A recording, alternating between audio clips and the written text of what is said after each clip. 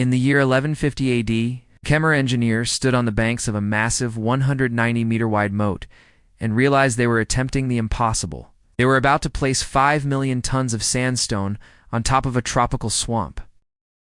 To an architect, Angkor Wat is a hydraulic masterpiece. It doesn't sit on the earth. It floats on a pressurized cushion of water. The technical secret is the groundwater lock. If the soft, sandy soil beneath the temple ever dried out, the entire structure would settle and crack. If it became too saturated, it would liquefy. The Khmer solved this with the Great Moat. It isn't just for defense, it's a seismic and structural regulator. By keeping the moat filled year-round, they maintained a constant water table pressure under the temple, ensuring the foundations remained perfectly stable through both monsoon floods and desert-like droughts. Beneath the sandstone is a structural sandwich of laterite, volcanic-like clay that hardens into rock. This 800-year-old geotechnical engineering allowed the Khmer to build the world's largest religious monument on land that should have swallowed it. They didn't fight the swamp. They used the weight of the water to balance the weight of the stone. But moving 5 million tons of stone from quarries 50 kilometers away should have taken centuries. Did they finish it in just 35 years?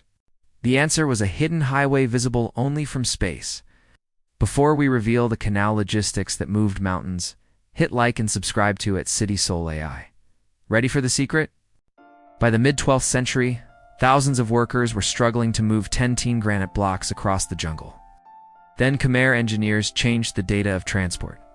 They didn't use roads, they used fluid dynamics.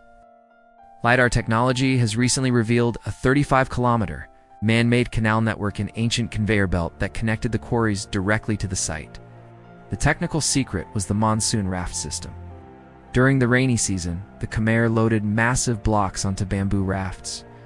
This hydraulic logistics system allowed them to move stones 10 times faster than land transport. Once on site, they utilized friction-fit masonry.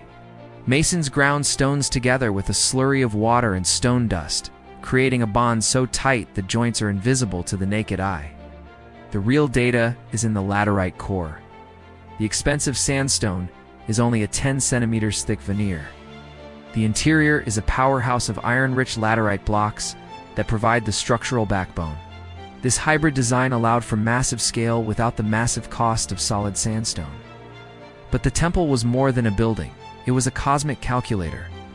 Every measurement in Angkor Wat is a mathematical code representing the universe. What happens when the sun hits the central tower on the spring equinox?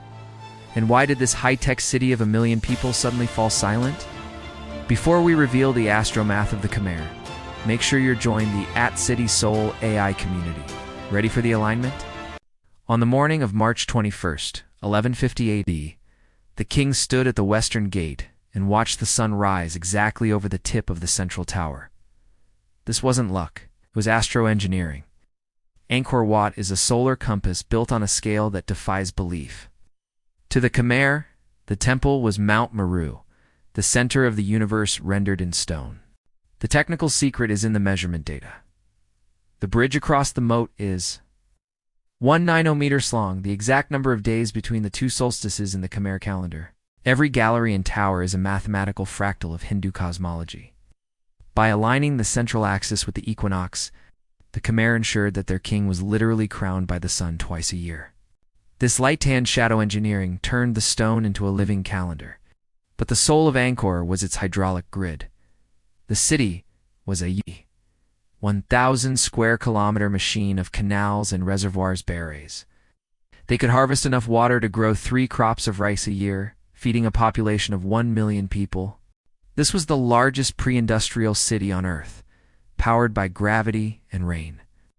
Yet this perfect system had a fatal flaw.